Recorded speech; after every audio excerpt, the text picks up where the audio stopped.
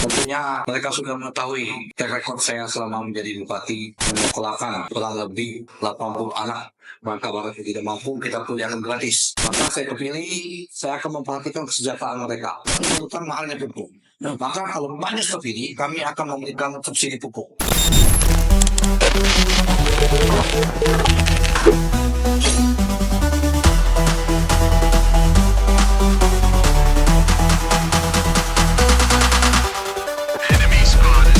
Seruput Balai Production. Oke, seperti saudara, assalamualaikum warahmatullahi wabarakatuh. Bertemu kembali bersama saya Bang Abul di kesempatan hari ini bersama Serumpun Sebalai Production. Di kesempatan hari ini saya Bang Abul ditemani seorang narasumber yang hebat, masih muda, gagah, ganteng dan keren. Siapa lagi kalau bukan Bapak Markus. Selamat pagi, siang, sore Bapak Markus. Selamat siang, Sehat? sehat, Bagaimana hari ini aktivitasnya? lancar. Lancar ya. Di tengah hiruk pikuk politik yang ada saat ini, Bapak Markus, kita tahu bahwa pertandingan ya, kompetisi politik mulai digencarkan. Bagaimana persiapan Anda memasuki situasi yang ada saat ini? Ya, sampai saat ini kami bersama tim bersama tim kampanye turun ke masyarakat untuk sosialisasikan visi misi program kita. Ya. Kita ada program unggulan yang kita sampaikan kepada masyarakat, biar masyarakat mengetahui apa yang kita lakukan kalau kita terpilih menjadi bupati ke depannya. Ya. Tentunya masyarakat bisa menilai 2 tahun saya tetap menjabat, kurang lebih 2 tahun menjadi bupati, apa yang sudah saya lakukan itu saya yakin masyarakat pun sudah mengetahui ya. Ya, Pak Bupati, dinamika tentu tidak bisa dielakkan. Artinya Pak Bupati memasuki kompetisi yang sangat-sangat hebat. Pertarungan yang Pak Bupati harus hadapi tentu harus sedemikian rupa dipersiapkan. Nah, sebagai calon bupati, salah satu calon bupati Bangka Barat, apa yang menjadi tips Bapak Bupati agar bisa meraih simpati publik? Tentunya masyarakat sekarang ini kita ketahui mereka ingin adanya kemajuan untuk Bangka Barat di kita ini. Ya. Tentunya mereka sudah mengetahui track record saya selama menjadi bupati. Mereka bisa merasakan program-program apa yang sudah saya lakukan. Ya. Seperti di bidang pendidikan, Ya. ada program bantuan khas dan seragam gratis yang kita berikan kepada anak SD, SMP yang baru masuk sekolah. Ya. Tentunya ini kan akan meringankan beban orang tua. Ya. Dalam bidang pendidikan juga kita punya beasiswa waktu itu menyekolahkan kurang lebih 80 anak Bangka Barat yang tidak mampu kita kuliahkan gratis tanpa menggunakan duit APBD. Ya, tentunya program-program seperti inilah yang akan kami lakukan ketika depannya kalau kita dipercaya oleh masyarakat Bangka Barat untuk tanggal 27 November ini. Ya, Pak Bupati, kita tahu bahwa Bangka Barat sendiri itu memiliki 6 kecamatan. Ya. Dan tentu setiap kecamatan pasti pengen didahulukan, pengen diperhatikan, pengen ditengok, kan? Dan tentu saja setiap kecamatan juga pengen daerahnya maju nih. Nah, bagaimana Pak Markus ya sebagai calon bupati Bangka yang dipersiapkan di 2024-2029 ini agar setiap kecamatan-kecamatan ini bisa merasakan manfaat kehadiran Pak Bupati ini sebagai calon bupati Bangka Barat? Ya, tentunya salah satu di visi misi kita yaitu pembangunan infrastruktur yang merata di setiap kecamatan. Ya. Tentunya kita menjadi kepala daerah harus berlaku adil. Semua kecamatan merupakan bagian dari Bangka Barat yang harus kita perhatikan. Ya. Tidak boleh ada pilih kasih, tidak ada boleh tebang pilih, tidak boleh ada diskriminasi. Tentunya semua harus kita lakukan sama. Ya. Tentunya Bangka Barat sekarang ini yang kita ketahui banyak masyarakat menginginkan pembangunan jalan yang bagus, apalagi di beberapa kecamatan ini salah satunya jalan yang menjadi perhatian kita, banyak jalan yang berubah. Inilah yang diharapkan masyarakat untuk dapat diselesaikan oleh pasangan maknyus kalau kita diberikan amanah oleh masyarakat Bangka Barat. Ya. Pak Bupati, saya mendengar bahwa Pak Bupati ini sekarang sering turun ke masyarakat. Menjelang kampanye atau pasca kampanye saat ini tentu wajar lah ketika seorang calon kepala daerah akan turun untuk memastikan publik merespon janji-janji politik Pak Bupati. Pertanyaan publik adalah ketika Pak Bupati nanti jika terpilih sebagai Bupati Bangka Barat 2024-2029, apakah kunjungan-kunjungan terhadap masyarakat itu akan tetap terlaksana atau bagaimana Pak Bupati? Ya, tentunya saya sudah punya pengalaman ya, jadi bupati. Ya, Dulu saya ada namanya Bina Pamo. Bina Pamo. Ya. Itu sangat terkenal, salah satu program andalan saya untuk Ya. masyarakat. Ya. Kita bertemu dengan masyarakat, dengan tokoh agama, tokoh masyarakat, dengan kades, dengan PPD, dengan camat. Di situ seperti forum rembuk ya. Ya. Kita menyerap aspirasi masyarakat, apa yang mereka sampaikan kepada daerah. Dengan acara Bina Pamo ini kita mengunjungi semua desa itu kita kunjungi. Supaya apa? Kita bisa mengetahui aspirasi apa yang ingin disampaikan masyarakat. Karena setiap kampung selalu berbeda isu saja. Ya. Inilah yang kita tangkap melalui acara Bina Pamo yang dulu saya gagas. Oke. Baik, seperti saudara Semus Balai. Masih bersama saya Bang Abul di Semus Balai Production. Di kesempatan hari kita bersama bintang tamu yang luar biasa, Markus, seorang calon bupati Bangka Barat 2024-2029. Tentu saja perbincangannya akan terus kita hadirkan dan tentu banyak yang harus kita kupas.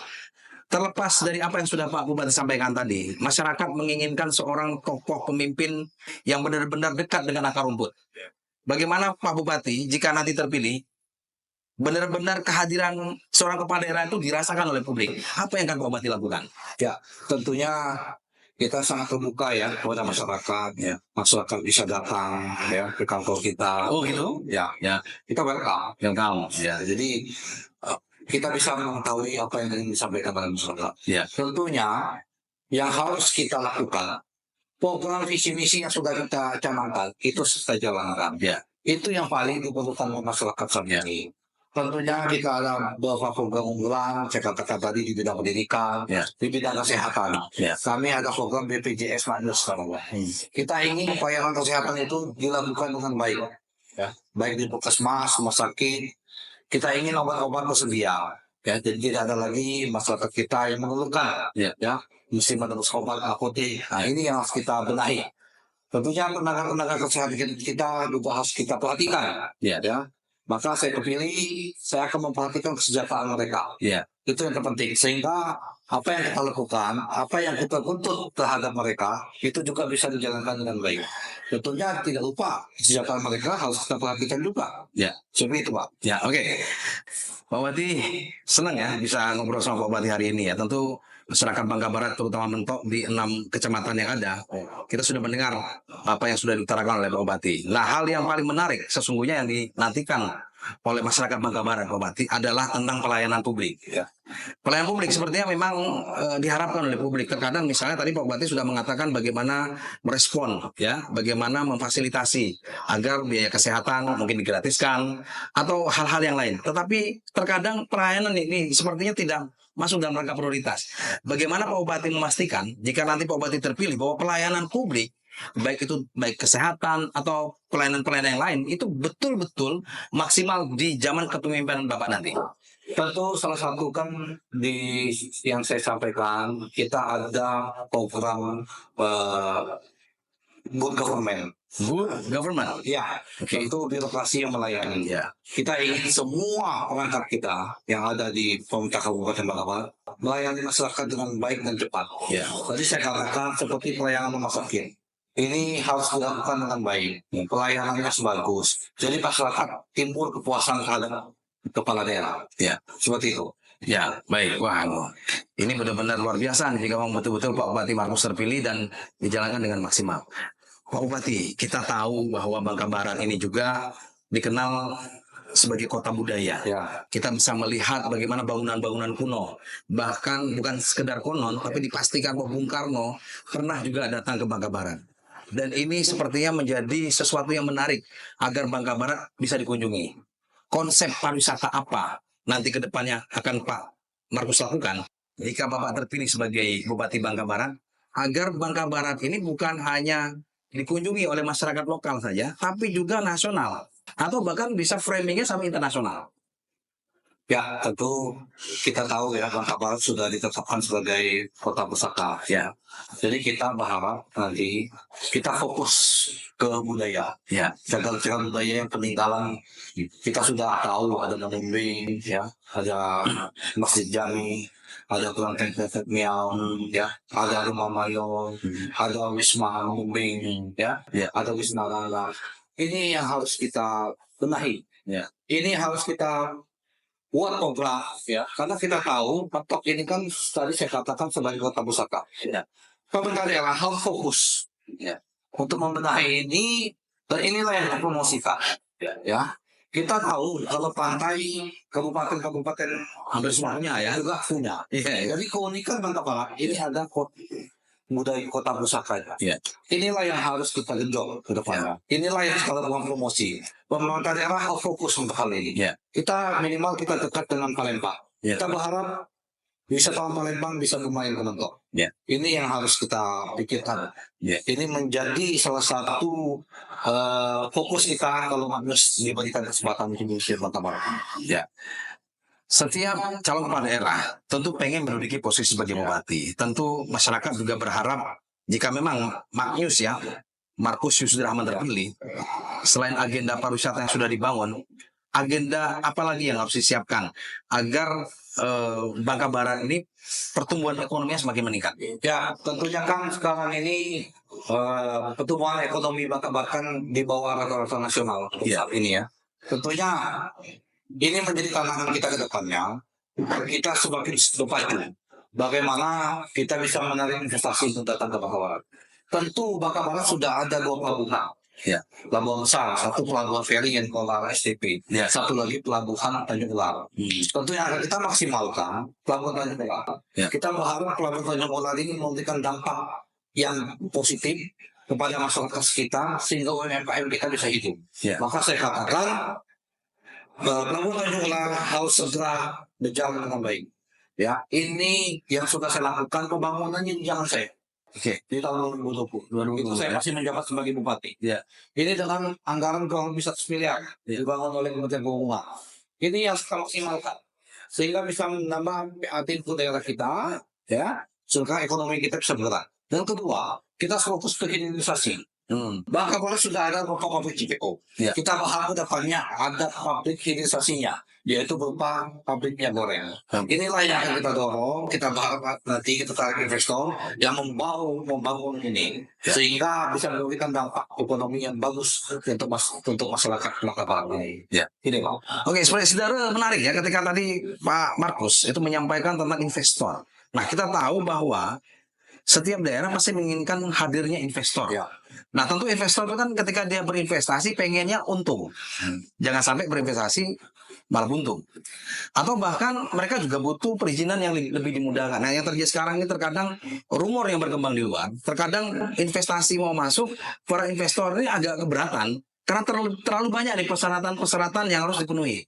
Bagaimana Pak Bupati memastikan bahwa para investor yang lagi mendengar acara ini, mereka siap berinvestasi di Bangka Barat dengan segenap jiwa dan raganya di bawah kepemimpinan Markus Yusuf Rahman? Ya, tentu saya katakan kita harus memberikan kemudahan. Ya. Perizinan tidak boleh berbelit-belit. Ya. Semua harus dilaksanakan dengan cepat, tepat, sehingga investor mau menanamkan investasinya kita. Ya. Dan kita berikan kemudahan. Ya. Ya, tentunya kita berikan rasa kenyamanan.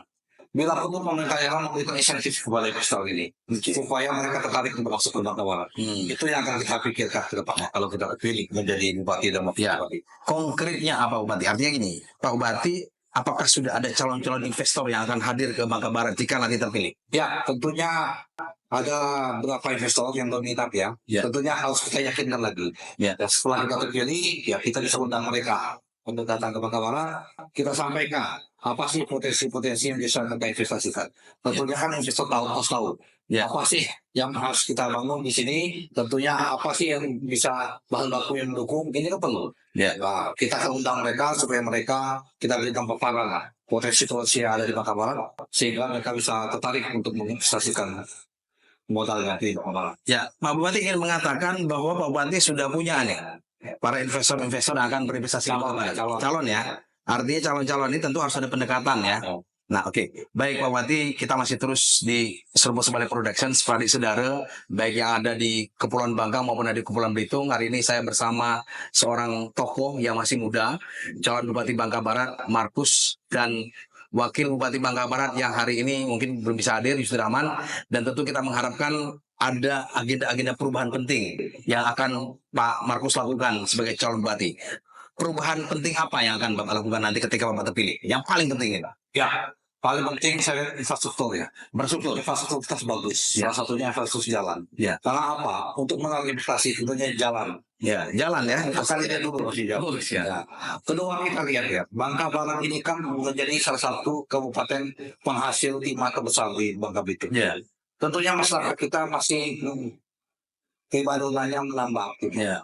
Tentu kami punya program, kami ingin mengusulkan ke pemerintah pusat supaya Bangka Barat ada WPR, wilayah pertambangan rakyat, sehingga rakyat kita bisa menambang secara legal dan mereka bisa tenang dalam menambang. Dan ini salah satunya untuk menggerakkan ekonomi Bangka Barat. Ya. Karena kita tahu Bangka Barat ini primadonanya masih tambang timah. Pertambangan timah. Ya, Oke. Pak Bupati, kita tahu yang namanya pertambangan. Ya, ini pasti akan habis pada waktunya. Apakah Pak Bupati mempersiapkan untuk bagaimana menyiapkan opsi di luar pertambangan itu sendiri? Misalnya betul-betul memaksimalkan pariwisata atau memaksimalkan pertaniannya. Apakah ada skala prioritas atau simbiosis mutualistik? Artinya seluruh sektor-sektor itu Pak Bupati akan lakukan secara bersamaan agar Bangka Barat ini semakin baik ke depannya. tentu kita harapkan pasca timah pemerintah daerah memikirkan, Iya. ya, karena kita punya laga yang sangat terkenal ya, Iya. Mountain Paper. Iya. Itu sudah Red paper ya. Jadi kita harus pikirkan ini, kita harus dorong lagi. Kita berikan edukasi kepada masyarakat, petani-petani kita, sehingga mereka tertarik lagi, ya, untuk menanam lada, menanam sawit, menanam karet. Ini harus kita edukasi dan pemerintah daerah juga memberikan inilah bantuan kemudahan dalam mendapatkan pupuk. Iya. Salah satu yang saya tangkap, saya turun ke masyarakat menentukan mahalnya pupuk. Maka kalau banyak seperti ini, kami akan memberikan subsidi pupuk. Sehingga masyarakat kita, kelompok petani kita bisa lebih murah dalam membeli pupuk. Inilah sebagai salah satu stimulus untuk mendorong masyarakat Bangka Barat mau kembali petani dan kebun. Pak Bupati, tidak kalah canggihnya saya kira bahwa kemudian kandidat di luar Pak Bupati itu juga akan memberikan terbaik untuk masyarakatnya. Pertanyaan saya adalah, apa yang membedakan Markus Yusri Rahman untuk membangun pemerintah Kabupaten Bangka Barat ini? Tentu saya yakin saya sudah punya track record. Punya track record. Selama kurang lebih 2 tahun saya menjadi bupati. Ya. Dan masyarakat sudah merasakan apa yang sudah saya lakukan. Ya. 2 tahun menjabat, Pak, saya bisa membuat pelabuhan Tanjung Ulang yang kurang lebih 100 miliar. Ya. Ya, itu kan bukan proyek kecil ya, itu proyek besar. Ya, itu hanya dalam waktu 2 tahun, kurang lebih 2 tahun. Ini saya rasa mereka bisa melihat rekod saya selama ini. Ya kan, kita tahu zaman saya dulu ya, ada pembangunan perpustakaan daerah. Ya. Yang menalan dia yang sebelum ini yang dibantu oleh pusat. Ini kan sudah saya lakukan, ya kan? Dan saya yakin dan percaya masyarakat akan melihat rekod saya. Saya bukan janji, tapi saya sudah pernah memberikan buktinya. Ya. Nah, inilah yang membedakan dengan calon yang lain. Semakin seru nih sobat saudara ya, seperadik saudara ya. Tentu kita tahu apa yang disampaikan oleh Pak Bupati tentu tidak lepas dari fakta yang sudah dilakukan oleh beliau. Pak Bupati, kita geser sedikit ke isu yang agak milenial nih. Kita tahu sekarang ini masyarakat milenial, adik-adik generasi alfa milenial ini semakin banyak. Ya. Bahkan mohon maaf nih Pak Bupati, mereka bahkan menguasai mata pilih. Bisa dipastikan mungkin hampir di atas sekitar 60%-an ya. Dan ini menjadi tantangan tersendiri nih buat Pak Bupati bagaimana meraih simpati mereka. Bagaimana Pak Bupati menempatkan adik-adik milenial ini agar mereka juga ke depan di bawah kepemimpinan Bapak. Itu betul-betul mereka merasakan nih, wah Pak Bupati ini memberikan ruang nih buat kami. Kami sebagai generasi milenial ini mendapatkan perhatian. Jangan kemudian nanti Pak Bupati sudah terpilih, kaum milenialnya seakan-akan dipinggirkan gitu, tidak diperhatikan. Apa rencana strategis Bapak untuk mereka? Kita tahu, saya sudah banyak bertemu dengan pemuda-pemuda Bangka Barat. Ya. Yang mereka sampaikan ke saya, sekarang di lapangan pekerjaan. Lapangan pekerjaan. Mereka butuh pekerjaan. Oke. Itu yang mereka sampaikan ke kita, Pak. Ya. Jadi itulah yang saya katakan. Bangka Barat ini perlu investasi untuk membuka lapangan pekerjaan. Tidak mungkin semua masyarakat kita bisa menjadi PNS. Tidak mungkin semua masyarakat kita bisa jadi P3K. Tidak mungkin masyarakat kita semuanya bisa jadi tenaga honor. Tidak cukup di APBD kita. Maka saya katakan, Bangka Barat saat ini perlu ya pemimpin kepala daerah yang kerja cepat, gesit, ya, sat-sat kata orang, ya. Nah, ini yang perlu dilakukan. Ya. Ya, bagaimana bisa menarik investor, bisa menarik dana pusat untuk masuk ke Bangka. Ini Pak yang sangat diperlukan. Wah, makin seru nih, apa seperti saudara ya. Pak Bupati tidak mungkin sendiri Ya, mengerjakan rencana-rencana strategis Bapak selain Wakil Bupati mendampingi Ya. Bapak. Tentu Bapak Bupati akan memerlukan namanya komposisi kabinet lah kalau di tingkat pemerintahan SKPD. ya SKPD ya. Orang-orang pilihan yang bisa mempercepat kinerja Bapak. Bagaimana Bapak nanti menyusun kriteria orang-orang tersebut? Apakah nanti berdasarkan kedekatan atau kan apa ada asesor atau apa itu? Kira-kira apa yang akan Bapak Bupati lakukan agar tim Bapak ini betul-betul mempercepat kinerja Bapak? Karena Bapak Bupati kan nggak bisa kerja sendiri. Benar. Tentu kita tidak bisa kerja sendiri. Tentu kita harus punya tim yang hebat, tim yang kuat, tim yang solid, yang bisa membantu. Kita harus cepat, ya, harus diikuti juga oleh Balai SKPD yang cepat. Artinya apa? Kita menggunakan sistem supaya apa? Kita melihat mana yang bisa membantu kita bisa menilai. Karena kita ada tim pemerjaka, kita akan melihat, ya, mana yang punya potensi, kita berikan promosi. Ya, kenapa? Kita butuh orang yang bisa bekerja, yang bisa membantu kita. Ini yang sangat diperlukan untuk menunjang dan membantu tugas kepala daerah dan wakil kepala daerah. Itu yang paling penting. Ya. Isu terkait merekrut apa SKPD ini tentu bisa dari internal yang kawan-kawan yang berada di Mentok, atau mungkin juga bisa ada di luar. Pak Bupati akan seperti apa itu komposisinya akan Pak Bupati lakukan agar jika ini sebuah permainan sepak bola agar kemenangan ada di tangan Pak Bupati ini bisa kemajuan daerah Bangka Barat bisa maksimal. Tentunya kita terbuka ya, namanya PNS kan kalau ada promosi jabatan, lelang jabatan, itu kan bisa diikuti ya. Kita akan melihat, kita akan tahu, ada mereka kan diuji juga. Tentunya kita bisa melihat. Tentunya Bangka Barat ini tidak kekurangan. Kita kekurangan pegawai. Jadi Bapak mengatakan Bangka Barat banyak ya? Banyak sekali. Stoknya ya? Banyak. Yang muda-muda banyak Bangka Barat yang punya potensi. Tentunya kita melihat yang punya potensi-potensi inilah yang kita promosikan. Sehingga bisa membantu mereka sejalan, seide dengan kepala daerah, jalan membangun daerah Bangka Barat. Nah, terkait dengan manajerial Pak Bupati. Pak Bupati kan sebagai jabatan tertinggi di Bangka Barat, pengambil keputusan. Tentu dibutuhkan sebuah manajemen yang baik agar di bawah kepemimpinan Bapak pergerakan di bawah kepemimpinan Bapak itu bisa berjalan maksimal. Bagaimana Bapak mengatur orang-orang yang ada di bawah Bapak agar kinerjanya itu bisa maksimal, Bapak? Tentu kan kita punya, saya dibantu oleh wakil bupati, dibantu oleh sekda, dibantu asisten sekda. Tentunya kan ini mereka akan membantu saya.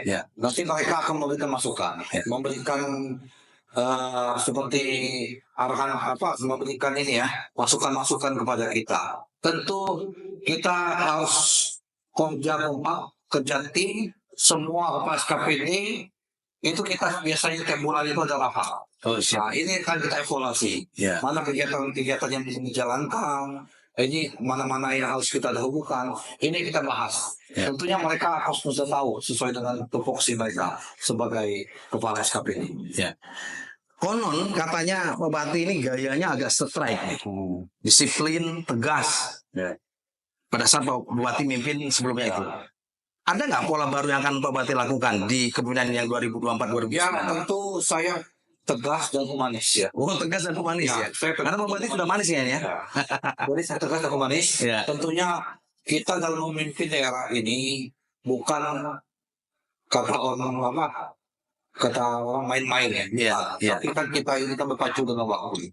Kita harus memberikan contoh kepemimpinan yang baik, menjadi teladan. Jadi semua pegawai kita pun bisa mengikuti.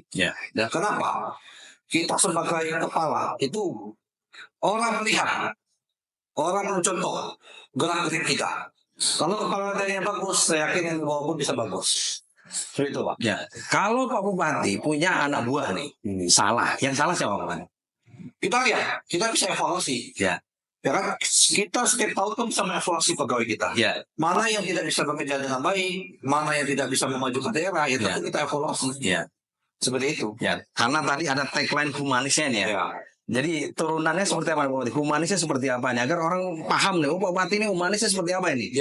Tentunya humanis kita kita dengan pegawai ya kita harus seperti tim yang inilah, tim yang seias kata lah. Ya. Dan kita juga harus dengan pegawai kita harus membangun hubungan kekerabatan yang baik Ya. ya kan, sehingga mereka merasakan kepala daerah ini memang mengayomi Ya. sehingga mereka merasa tidak ada lagi ya, kesenjangan antara kepala daerah dan pegawai. Ini yang harus kita ciptakan sehingga menimbulkan rasa kenyamanan di pemerintah daerah. Pak Bupati, tentu masyarakat kita ini beragam, ya kan? Karena keberagaman itu dari mulai strata tingkat atas sampai bawah. Mereka ingin sekali bertemu dengan Bupati. Mereka ingin sekali berjumpa dengan Bupati. Pasti ada rasa sungkan juga. Bupati adalah jabatan strategis. Saya mau dekati Bupati mungkin kurang enak.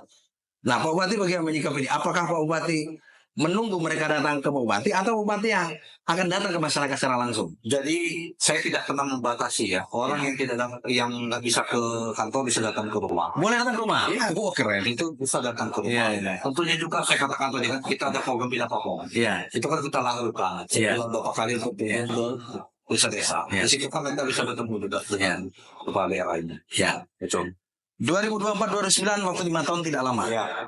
Tagline apa yang Magnus akan berikan kepada masyarakat Bangka Barat? Tagline kita Bangka Barat maju dan sejahtera. Bangka Barat Maju dan sejahtera. Iya. Bicara maju dan sejahtera, Pak Bupati, tentu bukan hal yang mudah.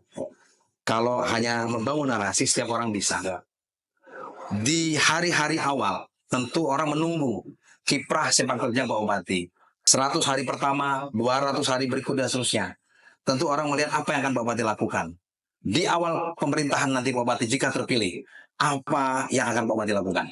Tentu yang pertama saya akan lakukan, saya akan membenahi SDM kita. SDM. Ya, tentunya kita punya tantangan berat dengan kata Pak Abol. Berarti kan kita 5 tahun ini tidak lama. Tentunya kita akan melihat tim kita buat tim yang solid, tim yang kuat, sehingga bisa berpacu dengan kecepatan yang tinggi. Sehingga bisa membangun Bangka Barat dengan cepat, dengan baik. Itu yang paling penting. Kedua, masalah infrastruktur jalan. Itu yang harus kita pikirkan. Ya. Itu menjadi fokus utama. Pak Bupati, sehat ya? Sehat. Masih terus semangat ya? Semangat. Yakin terpilih? Amin.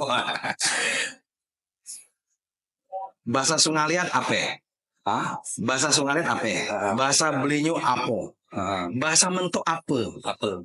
Jadi gimana nih kok bisa apa tuh Pak Bupati sebagai orang Mentok ini, orang Bangka Barat bagaimana? Bisa menciptakan nggak itu? Ya, karena mentok ini kan mereka bahasa itu seperti bahasa Malaysia ya. Nah, jadi ada nya belakangnya ya. Iya, Tapi iya. kalau saya sudah paham ya bahasa Iya. itu kan, Iya. apa cemana, Iya. ya kan ya itu intinya ya inilah indahnya Bangka Barat ya. Iya. Bangka Barat ini banyak loh bahasanya. Kata Apo juga ada? Hah? Apo ada nggak di sini? Apa ya? Apo. Aku sih nggak ada. Nggak ada ya? Apa ya dia ya? Jadi, Ya. bahasa Bangka Barat ini banyak Pak. Ya. Bahasa kampungnya banyak Pak. Ya. Ya, ada kata orang di sini orang Pelanggan bahasa Jereng. Oh, jering. Nah, bahasa Jereng ini Bisa Pak Bupati? Bisa. Coba. Contoh. Ngomong saya mau makan. Kunak makan. Kunak makan. Kunak makan. Saya mau pergi. Kunak pergi. Pergi. Nah. Bukan pergi ya. Kalau Sungalian pergi gitu ya. Kunak pergi. Terus misalnya gini, contoh lagi. Saya suka sama kamu. Kunak dengan kau. Apa? Ku ingin dengan kau. Kunak. Ku ingin Dengan kau. dengan kau. Gitu. Jadi sebagai saudara, ini sepertinya nggak jauh dari Belitung. Ada nggak nih kesamaan dengan masyarakat Belitung dengan Mentok ini? Ada lah sedikit mirip ya. Ada segi mirip kan? Budaya seperti itu. Oke, sebagai saudara, satu pertanyaan terakhir sebelum nanti kita tutup. Pak Bupati, Ya. masyarakat kita ini Bangka Barat tentu menginginkan sumber daya yang bagus, Ya. seperti yang tadi Pak Maruf sampaikan. Ya. Pendidikan tentu menjadi skala prioritas yang sudah Pak Bupati sampaikan. Lalu apa kecepatan Pak Bupati agar pendidikan ini benar-benar masyarakat jangan sampai ada yang tidak sekolah, semua sekolah, bahkan dipersiapkan sedemikian rupa oleh Pak Bupati. Seperti apa nih Pak Bupati? Tentunya kita tidak mau lagi ada masyarakat kita yang tidak sekolah ya. Ya. Apalagi kita tahu kan sekarang pendidikan SD SMP kan menjadi kewenangan di kabupaten. Itu kan sudah gratis ya untuk negeri ya. Jadi intinya kita selalu mendorong masyarakat kita jangan sampai ada yang tidak sekolah. Ya, bahkan kita ingin mereka bisa kuliah, akan sampai kuliah. Makanya saya akan membuat program beasiswa, ya, beasiswa untuk masyarakat Bangka yang tidak mampu untuk kuliah di perguruan tinggi. Ya. Seperti itu. Seru ya teman-teman ya, seperti saudara. Ya. Pertanyaan terakhir, pesan Pak Bupati untuk masyarakat Bangka Barat, warganya Bapak yang Bapak cintai, agar jika nanti Bapak terpilih, video ini akan menjadi saksi dan akan menjadi rekam jejak Bapak bahwa akan ditagih nih Pak sama mereka nih Pak video ini. Gimana Pak? Silakan Pak Bupati. Ya, tentunya kami mengajak masyarakat Bangka Barat ya untuk memilih pasangan Anies nomor 2 ya. Tentunya kita ingin Bangka Barat semakin maju, semakin baik ke depannya. Apa yang sudah kita lakukan, kami sudah punya beberapa program unggulan yang bisa masyarakat baca dalam visi misi kami. Inilah yang kami lakukan untuk 5 tahun ke depan. Ya, kami berharap ya masyarakat datang ke TPS pada tanggal 27 November untuk memilih pasangan Anies untuk Bangka Barat yang lebih maju dan sejahtera. Oke, sebagai saudara, tuntas sudah perjumpaan kita bersama Bupati Bangka Barat, calon Bupati Bangka Barat 2024-2029 Markus. Seorang sosok pemuda yang luar biasa, penuh semangat, dan kita sudah mendengar banyak apa-apa yang disampaikan oleh beliau. Tentu janji bukan sekedar janji, janji butuh bukti. Kita lihat apa betul bahwa Markus akan menunjukkan buktinya jika nanti terpilih sebagai Bupati Bangka Barat 2024-2029. Kita tunggu nanti di 27 November 2024. Sampai ketemu lagi di episode selanjutnya. Saya Bang Abul pamit undur diri. Salam Sermul Sebarai.